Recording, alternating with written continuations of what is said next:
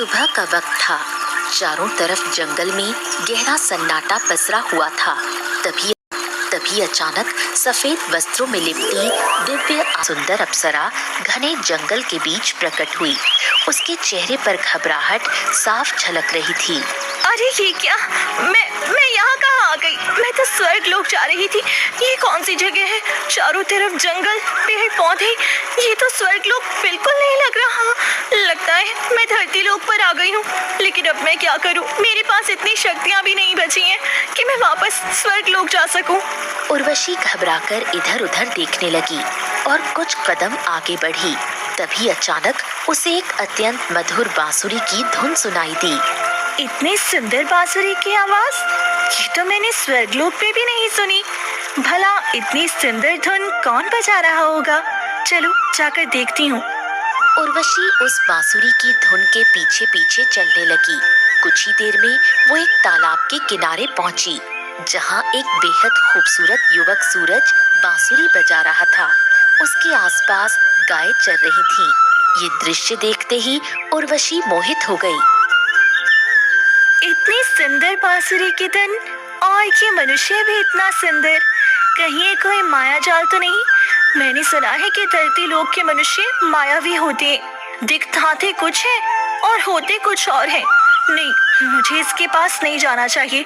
और वैसे भी इन आभूषणों और वस्त्रों पे कई तो से समझ आ जाएगा कि मैं धरती लोक की नहीं हूँ। नहीं, मुझे यहाँ से जाना होगा। इतना कहकर उर्वशी वहाँ से मुड़ गई और घने जंगल की ओर बढ़ने लगी।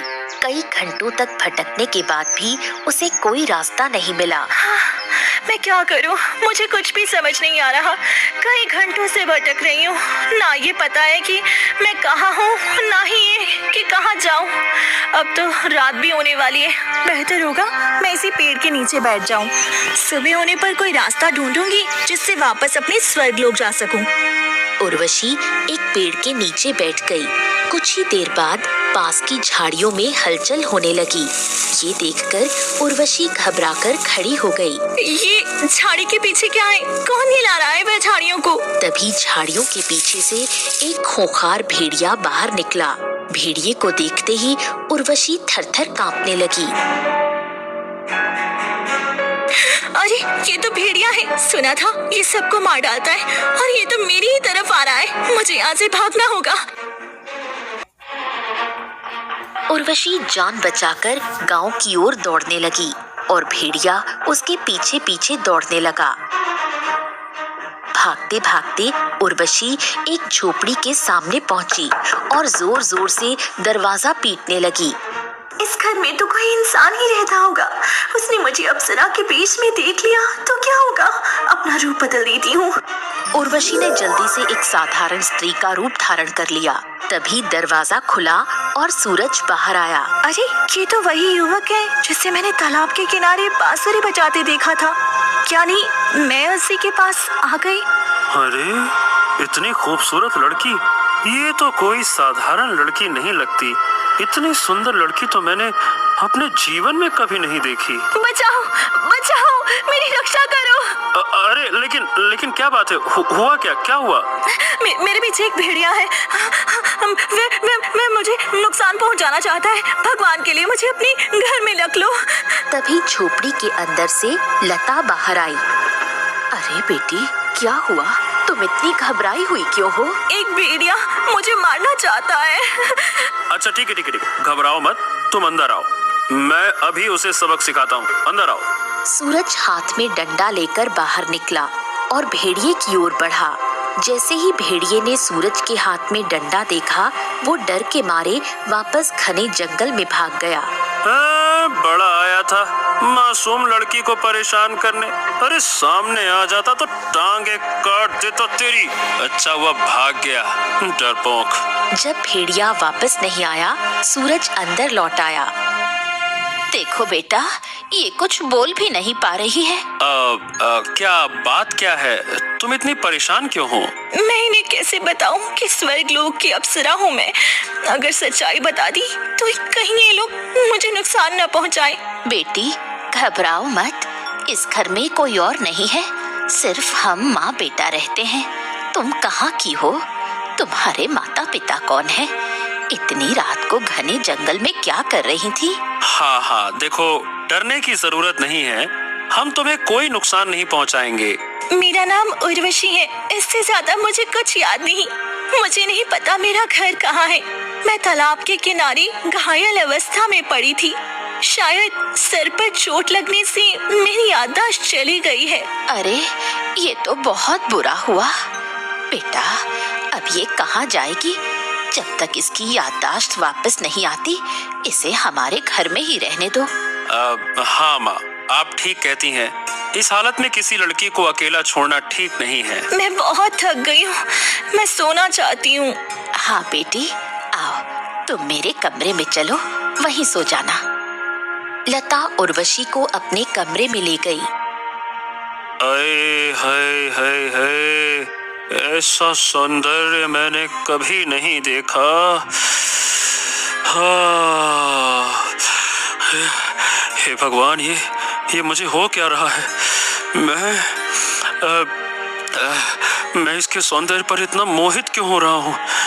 नहीं नहीं नहीं नहीं नहीं नहीं नहीं, मुझे खुद को संभालना होगा। कोई सहारा मांगने आया है, मैं उसे परेशान नहीं कर सकता। हाँ। सूरज भी अपने कमरे में चला गया। धीरे धीरे घर में सन्नाटा छा गया। उसी रात घने जंगल के भीतर एक अलग थलग झोपड़ी में एक तांत्रिका अघोर साधना में लीन थी। चारों तरफ हड्डियां और कंकाल बिखरे पड़े थे। सामने एक विशाल अग्नि कुंड धधक रहा था। तभी अचानक तांत्रिका ने अपनी आंखें खोली और जोर जोर से हंसने लगी। मैं जानती हूँ कि अब मेरी साधना पूरी होने वाली है। मैं बरसों से इसी पल का इंतजार कर रही थी कि कोई भी स्वर्गीय शक्ति धरती पर पधारे, ताकि मैं उसकी बलि देकर सर्वशक्तिशाली बन जाऊं। आज मुझे पता चला कि स्वर्ग लोक की एक अप्सरा धरती लोक पर आ गई है। अब मेरी सारी मनोकामना पूरी होगी। अब उसे मेरे चंगुल से कोई नहीं बचा सकता। इतने में ही भेड़िया गुफा के सामने खड़ा हो गया। उसकी आंखों से आंसू गिरने लगे। ठीक है, मैं तुम्हें नहीं मारूंगी, लेकिन तुमने उस उर्वशी का पता लगाकर मेरा बहुत अच्छा काम किया है, इसलिए आज मैं तुम्हारी जान बख्श रही हूँ। लेकिन अगली बार अगर असफल होकर आए तो मैं तुम्हारा सिर धड़ से अलग करके इसी अग्नि कुंड में डाल दूंगी। भेड़िया डर के मारे घने जंगल में भागा। तांत्रिका फिर जोर जोर से हंसी। फिर इसी तरह 2-3 दिन बीत गए और सूरज उर्वशी का अच्छे से ध्यान रखने लगा। फिर एक दिन सूरज तैयार होकर घर से निकला। तुम इतनी सुबह सुबह कहाँ जा रहे हो? मैं बांसुरी बनाकर बेचने का काम करता हूँ और साथ में सेठ की कुछ गाय भी चराता हूँ, तो बस काम पे जा रहा हूँ। मैं शाम तक आ जाऊंगा। सुनो, तुम खाना वाना खा लेना, अच्छे से आराम करना। मैं तुम्हारे परिवार वालों का भी पता करूंगा, ठीक है? ठीक है, तुम्हारा बहुत बहुत धन्यवाद। तुम मेरी इतनी मदद कर रहे हो, जबकि मैं तुम्हें जानती भी नहीं। इसमें अब जानने वाली क्या बात है? इंसानियत तो सबसे बड़ी बात होती है ना उर्वशी। तुम्हें इस तरह से घबराते देख जब हमें परेशानी हो रही है, तो सोचो तुम्हारे परिवार वालों का क्या हाल होगा। तुम्हारे बिना तो मैं सोच भी नहीं सकता। इसलिए चिंता मत करो, मैं किसी भी कीमत पर तुम्हें तुम्हारे घर तक पहुंचा कर ही रहूंगा, ठीक है? हाँ चलो आराम करना, मैं आता हूँ, शाम तक आ जाऊंगा। फिर सूरज वहाँ से चला गया। मेरी माँ कहती थी कि इंसान बहुत बुरे होते हैं, लेकिन ये मेरी मदद करने के लिए इतना तैयार है। लगता है हर इंसान इतना बुरा भी नहीं होता जितना कि मेरे स्वर्ग लोक में सब कहते हैं। तभी लता आई। बेटी क्या कर रही हो? आ जाओ घर के अंदर। यही सही मौका है। मुझे घनी जंगल में जाकर अपने स्वर्ग लोक का रास्ता ढूंढना होगा। शायद कोई गुरुदेव मेरी मदद कर सके। क्या हुआ बेटी? तुम क्या सोच रही हो? माँ, मैं जाकर अपने माता पिता का पता करूं। शायद कोई रास्ता या कुछ देखकर मेरी याददाश्त वापस आ जाए, जिससे मैं अपने परिवार वालों के पास लौट सकूं। पर बेटी, तुम्हारी तो याददाश्त नहीं है। इस हालत में बाहर जाना ठीक नहीं। कोई बात नहीं, मैं थोड़ी देर में आ जाऊंगी, पक्का। ठीक है, पर ध्यान से जाना। उर्वशी घर से निकल पड़ी और घने जंगल की ओर बढ़ी। जंगल में चलते हुए अचानक मंत्रों की ध्वनि सुनाई दी। लगता है कोई साधु महाराज हैं जो यहाँ मंत्र साधना कर रहे हैं। मुझे उनके पास जाना चाहिए, शायद वे मुझे सही मार्ग बता सके। तपस्वी साधु अपनी तपस्या में लीन थी। गुरुदेव, आंखें खोलिए, मुझे बताइए कि मैं कैसे अपने लोगों के पास लौट सकती हूँ। बिल्कुल बिल्कुल जा सकती हो। तुम स्वर्ग लोक जा सकती हो, लेकिन इसके लिए तुम्हें मेरे बताए हुए मार्ग पर जाना होगा। वहाँ से ही स्वर्ग लोक का रास्ता खुलता है। सच में? आपको पता है कि मैं अप्सरा हूँ? आपको बहुत बहुत धन्यवाद गुरुदेव। अब लगता है मैं स्वर्ग लोक वापस जा सकती हूँ। हाँ हाँ, क्यों नहीं। मैं सर्वशक्तिशाली हूँ और इस पूरे धरती का अंतर्यामी भी हूँ। अब चलो, मेरे पीछे चलो, मैं तुम्हें सही मार्ग दिखाता हूँ। आ जाओ। साधु आगे आगे चलते हैं और उर्वशी मुस्कुराते हुए उनके पीछे पीछे। थोड़ी देर में दोनों एक पुरानी झोपड़ी में पहुँचे। चारों तरफ हड्डियाँ और जलती हुई अग्नि है। गुरुदेव, ये कैसी जगह है? चारों तरफ हड्डियाँ हैं और ये अग्नि। ये कोई पवित्र जगह नहीं लग रही। नहीं नहीं, अरे कहाँ जाओगी? अब तुम्हारी मंजिल यही है, तुम यहीं रहोगी। अब तुम यहाँ से कहीं नहीं जा सकती हो। ये आप कैसी बातें कर रहे हैं गुरुदेव? मुझे तो स्वर्ग लोक जाना था। ये कैसी जगह है? नहीं, मुझे यहाँ नहीं रहना, मुझे वापस जाना है। इतने में सामने भयानक भेड़िया आकर खड़ा हो गया। ये भेड़िया, ये तो कल रात मेरा पीछा कर रहा था। ये यहाँ कैसे आ गया? तभी तेज रोशनी फैली और साधु तांत्रिका के रूप में बदल गई। ये क्या? तुम तो तंत्र विद्या करने वाली लग रही हो। मुझे जाने दो, तुमने मेरे साथ छल किया और मुझे धोखे से यहाँ बुलाया। हाँ, क्योंकि अब तुम कहीं नहीं जा सकती। नहीं, मुझे जाने दो, मैं यहाँ नहीं रह सकती। तुमने मेरे साथ धोखा किया है।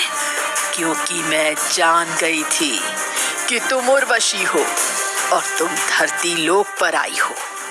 ये जो भेड़िया तुम्हारा पीछा कर रहा था, इसे तुम्हारी महक से ही पता चल गया कि तुम हमारी धरती लोक की नहीं हो। अब तुम कहीं नहीं जा सकती। मैं 2 दिनों के भीतर तुम्हारी बलि देकर सर्वशक्तिशाली बनने वाली हूँ। जैसे ही मेरी तंत्र विद्या की शक्ति और तुम्हारी स्वर्ग लोक की शक्ति मिलेगी, एक तीसरी शक्ति उत्पन्न होगी। उस शक्ति का मुकाबला धरती या आसमान के किसी भी देवी देवता से नहीं किया जा सकता। नहीं, मुझे जाने दो, ईश्वर के लिए मुझे जाने दो। इतने में ही तांत्रिका उर्वशी को लोहे की जंजीरों में कैद कर देती है। उन जंजीरों में अजीब सा जादू था, जिसके जकड़ते ही उर्वशी के शरीर से जैसे सारी शक्तियां ही मंद पड़ गईं, जैसे उन जंजीरों ने उसकी शक्ति को नष्ट कर दिया हो। अब तुम इस जंजीर से कभी नहीं निकल सकती। ये मेरी जादुई जंजीर है। अब तुम एक लाश हो, जिंदा लाश। नष्ट हुई सारी शक्तियां। अब बस आखिरी काम बाकी है, उसको भी बहुत जल्द कर दूंगी। समय धीरे धीरे बीतता रहा। वहीं दूसरी तरफ सूरज दिन भर की कड़ी मेहनत के बाद थका हारा शाम के वक्त अपनी झोपड़ी में लौटा। अरे बेटा, वो उर्वशी कहीं दिख नहीं रही। मैं उसे सब जगह ढूंढ चुकी, पर पता नहीं कहाँ चली गई। मैं उसे ढूंढ ढूंढ कर परेशान हो रही हूँ। लता का चेहरा डर से पीला पड़ चुका था। उसकी आवाज कांप रही थी। अरे माँ, तो ये कैसी बातें कर रही हो तुम? क्या कहूँ, तुमने उसे घर से जाने ही क्यों दिया? उसकी याददाश्त नहीं है। और तुम तो जानती हो कि हमारे गांव के लोग, मुखिया, जमींदार, ठाकुर, ये सब किस तरह के हैं। क्या कहूँ, इतनी खूबसूरत लड़की को देखकर कोई भी उसका फायदा उठाने की कोशिश करेगा। माँ, कहाँ से क्या बताऊं। क्या करूं बेटा, मैंने तो बस उसे रुकने के लिए बोला था, लेकिन वो रुकी ही नहीं। मुझे कुछ समझ नहीं आ रहा कि ये क्या हो रहा है। लता की आंखों से धीरे धीरे आंसू बहने लगे। उसकी चिंता और बेचैनी सूरज के दिल को भी झकझोर रही थी। रुको, मैं अपने गुरुदेव से जाकर पूछता हूँ। गुरुदेव तो अंतर्यामी है, उन्हें हर चीज का ज्ञान है कि कौन कहाँ है। गुरुदेव ही मुझे कोई रास्ता बता सकते हैं। संभल कर जाना बेटा, कोई अनहोनी ना हो। सूरज भागते हुए संत की झोपड़ी में पहुंचा। वहां संत ध्यान की मुद्रा में बैठे थे। जैसे ही सूरज ने प्रवेश किया, उनकी आंखें खुल गईं। क्या हो गया? बताओ पुत्र, तुम बहुत परेशान दिख रहे हो। सब कुशल मंगल तो है ना? अब गुरुदेव, आप तो अंतर्यामी है। अब आपसे कुछ भी कहने की आवश्यकता नहीं है, आप सब जानते हैं। लेकिन फिर भी मैं आपको बताऊं तो उर्वशी नाम की लड़की है जिसकी याददाश्त चली गई है। वो किसी खतरे में है। मैं उसी को ढूंढ रहा हूँ, लेकिन वो कहीं नहीं मिल रही। मेरी माँ भी बहुत परेशान है। वो अब तुम्हें मिल भी नहीं सकती। लेकिन कोई तो उपाय होगा ना महाराज। कहाँ गई है वो गुरुदेव? कुछ तो बताइए, कोई तो दिशा बताइए, कुछ इशारा दीजिए। हाँ, उसे इस धरती लोक पर सबसे खतरनाक तंत्र विद्या करने वाले त्रिलोचन ने उसे अपनी गुफा में कैद कर लिया है। और अब वो उसकी बलि लेकर एक तीसरी शक्ति उत्पन्न करने वाला है, जिससे वो सर्वशक्तिशाली बनना चाहता है। क्या? नहीं नहीं नहीं नहीं नहीं गुरुदेव, इतनी आसानी से मैं उर्वशी को मरने नहीं दे सकता। आप मुझे कोई भी रास्ता बताइए, जो भी रास्ता हो, जितना भी कठिन हो, मैं उसे बचाना चाहता हूँ। तुम एक मामूली इंसान हो सूरज। तुम भला इतनी बड़ी तंत्र साधना करने वाले त्रिलोचन का सामना कैसे कर पाओगे? नहीं कर पाओगे बच्चे। गुरुदेव, मैं इस तरह से किसी मासूम को मरने के लिए नहीं छोड़ सकता। कोई तो उपाय होगा, कोई ऐसी विद्या होगी जिससे उसे रोका जा सके। आप एक बार बताइए तो सही, कुछ तो बताइए। तुम उस गुफा के पास भी नहीं जा सकते। वहाँ एक बहुत बड़ा भेड़िया उर्वशी की रखवाली कर रहा है। उसके सामने तुम गए तो वो तुम्हें जिंदा खा जाएगा। इसीलिए तुम्हें कोई और रास्ता निकालना होगा। हाँ तो बताइए ना गुरुदेव, क्या रास्ता है? मैं उसके लिए तैयार हूँ, बताइए।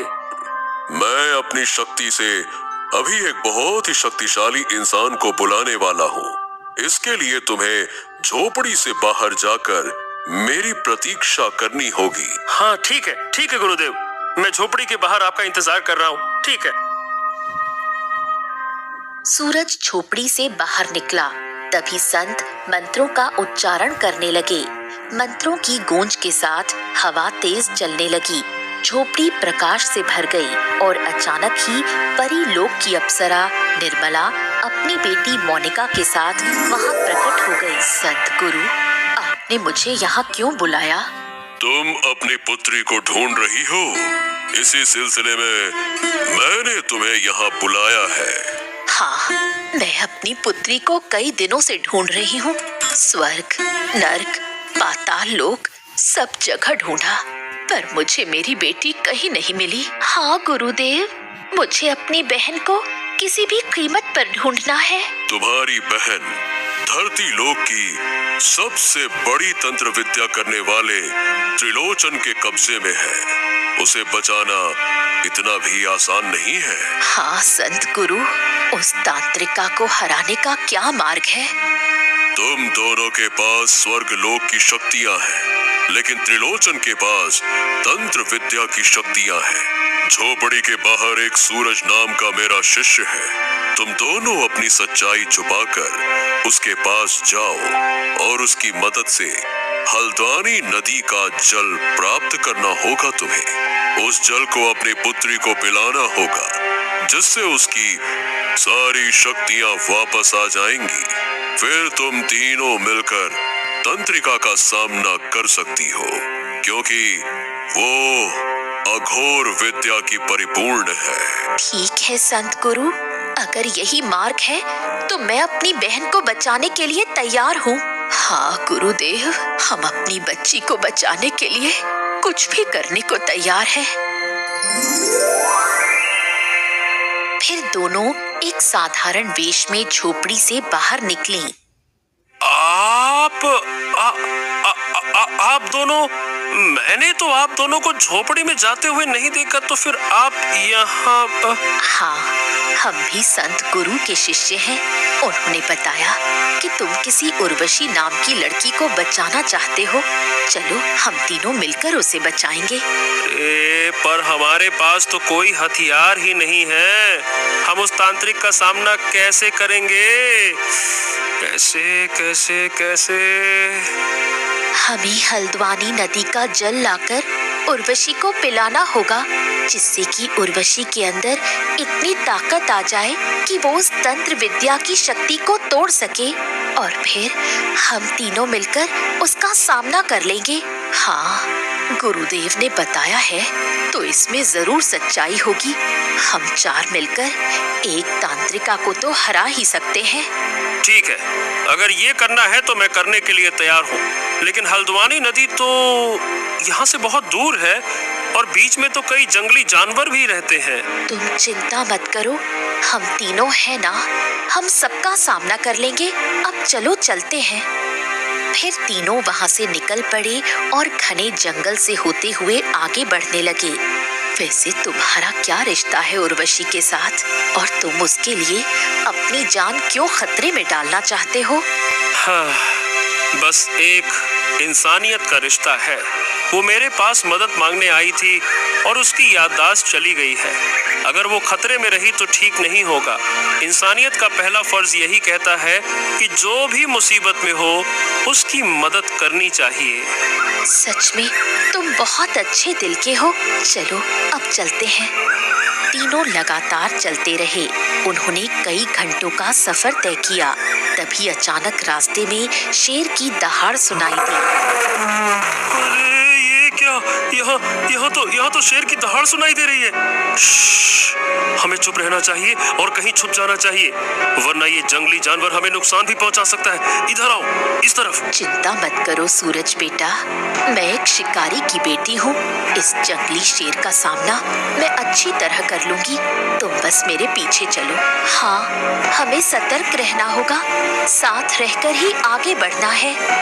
इतना कहकर तीनों धीरे धीरे आगे बढ़े, लेकिन तभी शेर अचानक उनके सामने खड़ा हो गया। उसकी तेज दहाड़ और भयानक रूप को देखकर सभी स्तब्ध रह गए। अब हम क्या करें? ये जानवर तो ये तो हमें खा जाएगा। ये तो हमें कच्चा चबा जाएगा। डरो मत बेटा। निर्मला ने धीरे से अपने हाथ ऊपर उठाए और जादुई मंत्र का उच्चारण किया। हल्का तेज प्रकाश फैला। शेर डरकर खुद ही झाड़ियों में भाग गया। अरे ये क्या? ये तो हमें बिना नुकसान पहुंचाए खुद ही झाड़ियों में चला गया। ये कैसे हो गया? शायद हमें देखकर डर गया होगा। चलो आगे बढ़ते हैं। इतना कहते ही तीनों अपने रास्ते पर फिर से आगे बढ़ गए। कुछ समय बाद वो हल्द्वानी नदी के पास पहुँचे, जिसका जल गहरे नीले रंग से चमक रहा था। ऐसी नदी तो मैंने अपने जीवन में कभी नहीं देखी। क्या आप लोगों ने इस नदी को नहीं देखा है? ये तो हमारे गांव की सबसे पवित्र नदी है। इसका जल बहुत ही शक्तिशाली और पवित्र है। हाँ हाँ, क्यों नहीं। चलो जल्दी से ये जल ले लो। फिर सूरज जल्दी से नदी का पवित्र जल ले लेता है। तीनों फिर वहाँ से निकलकर पुरानी झोपड़ी की तरफ बढ़ने लगे। जैसे ही पुरानी झोपड़ी में पहुँचे, भेड़िया हमला करने के लिए आगे बढ़ा। ओह, ये तो वही भेड़िया है जो मेरे घर पर उर्वशी का पीछा कर रहा था। ये भेड़िया यहाँ क्या कर रहा है? ये कोई साधारण भेड़िया नहीं है, ये तांत्रिका की शिष्य है और वो उर्वशी की जान लेना चाहता है। ओ, ये आपको कैसे पता चला? अभी तुम्हें सारी सच्चाई पता चल जाएगी। तुम अंदर चलो। निर्मला अपनी दिव्य शक्तियों का उपयोग करती है और भेड़िया वहीं गिर जाता है। ये क्या? आप लोग कोई साधारण इंसान नहीं लग रहे। मतलब आपके पास ये अद्भुत शक्तियां हैं, ये कैसे? हाँ, क्योंकि हम लोग इस धरती लोक के नहीं हैं। अब तुम अंदर चलो। सूरज हक्का बक्का रह गया। वो दोनों झोपड़ी के अंदर प्रवेश कर गए। भागकर सूरज भी साथ आया। तभी तांत्रिका खड़ी हो गई। तुम सब यहाँ क्या कर रही हो? चली जाओ यहाँ से। तुम्हारी हिम्मत कैसे हुई मेरी बेटी को अपने कब्जे में रखने की? छोड़ दो मेरी बेटी को, वरना मैं तुम्हें जान से मार दूंगी। सूरज और निर्मला का साहस देखकर तांत्रिका थोड़ी झिझकी। तभी निर्मला उर्वशी की तरफ देखती है। उर्वशी बेहोशी की अवस्था में जंजीर में जकड़ी पड़ी थी। ये क्या? तुमने मेरी बेटी के साथ क्या किया है? तुम्हारी बेटी अब नहीं बच पाएगी, क्योंकि अब वो मरने वाली है। तांत्रिका की हंसी से गुफा का वातावरण भयावह हो गया। वो दोनों तांत्रिका को अपनी बातों में उलझाते हैं। तभी सूरज भागकर हल्द्वानी नदी का जल उर्वशी को पिलाता है। जैसे ही जल उर्वशी के शरीर में गया, उसकी आंखों में तेज रोशनी फैली। उर्वशी उठकर खड़ी हो गई और अपनी शक्तियों से जंजीर को तोड़ दिया। अरे ये क्या? ये जल ऐसा, मतलब इस जल में ऐसा क्या था कि तुम्हारे अंदर शक्ति आ गई? क्योंकि मैं कोई साधारण इंसान नहीं हूँ। ये जल बहुत पवित्र है।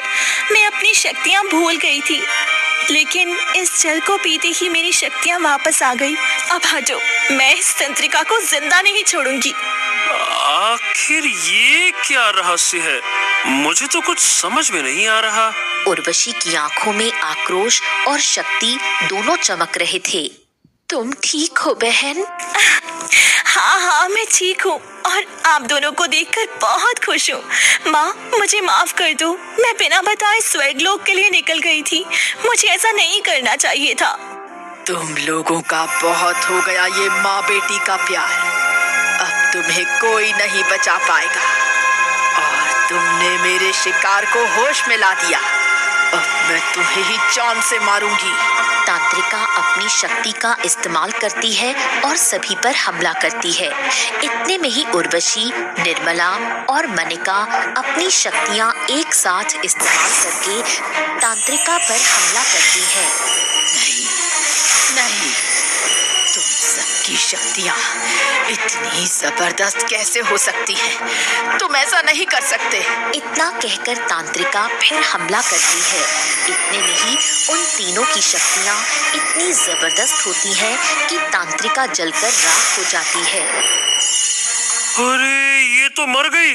लेकिन मुझे ये समझ में नहीं आया कि आप लोग स्वर्गलोक की अप्सराएं, मतलब कि ये कैसे?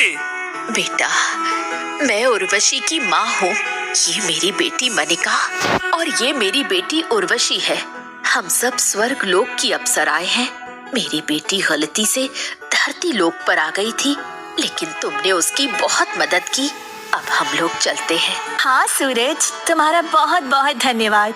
अब मैं अपने लोक के पास जाती हूँ। मुझे अपने लोक की बहुत याद आ रही थी। चलो माँ, चलते हैं। तभी तेज रोशनी फैली और तीनों ने पुराना रूप धारण कर लिया और तीनों वहां से गायब हो गए। वहीं सूरज उदास हो गया। हाँ, मैं क्या कहूँ। मैं तो उर्वशी से प्रेम करने लगा था, लेकिन उसे बता भी नहीं पाया। हाँ, चलो अच्छा ही हुआ कि नहीं बताया। अरे कहाँ वो अप्सरा और मैं कहाँ एक साधारण सा गाय भैंस बकरी चराने वाला, बांसुरी बेचने वाला साधारण मनुष्य। अरे ऐसा कोई मेल होता भी है क्या? हमारे प्रेम की कोई मंजिल नहीं है। चल सूरज, चल। सूरज उदास होकर अपने घर लौट आया। क्या हो गया बेटा, तुम बहुत परेशान लग रहे हो। उर्वशी मिली, वो तुम्हारे साथ नहीं आई क्या? हाँ, उर्वशी अब अपने माता पिता के पास चली गई। माँ बाप चिंता ना करो, सब ठीक है, अब सब ठीक है। फिर 1-2 दिन ऐसे ही बीत गए।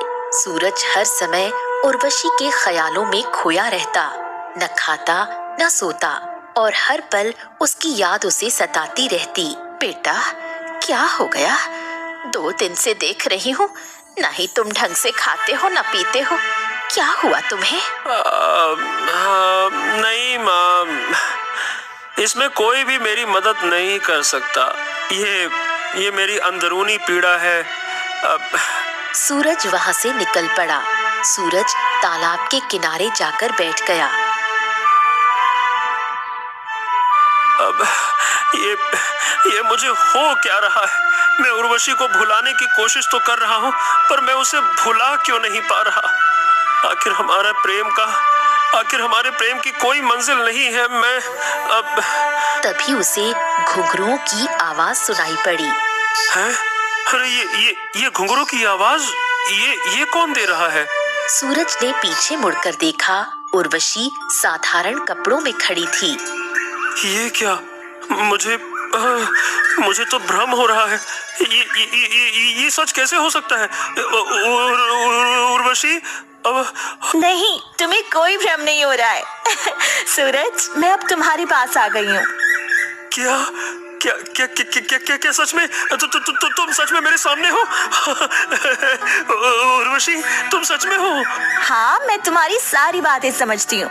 तुम जितना भी मुझसे प्रेम की बातें करती हो ना मन में, मैं सारी बातें जान जाती हूँ। लेकिन जैसे ही मैं स्वर्गलोक में 2-3 दिन बिताकर आई, मुझे तुम्हारी कमी महसूस होने लगी।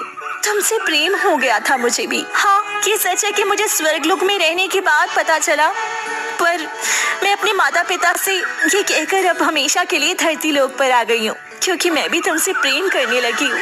क्या सच में? मैं कितना खुश हूँ। मैं बता नहीं सकता उर्वशी, मैं कितना खुश हूँ। मैं अब तुम्हें पाकर समझ गया कि मैं तुमसे बहुत प्रेम करता था, बहुत प्रेम। मैंने सोचा था कि हमारे प्रेम की कोई मंजिल नहीं है, इसीलिए मैंने नहीं, अब से हम दोनों पति पत्नी बनकर एक सुखमय और अच्छी जिंदगी जिएंगे, बाकी पिछले सारी यादें छोड़कर। फिर सूरज और उर्वशी ने विवाह कर लिया और खुशी खुशी अपना जीवन जीने लगे। हर दिन एक दूसरे के साथ प्रेम और अपनापन बांटते हुए।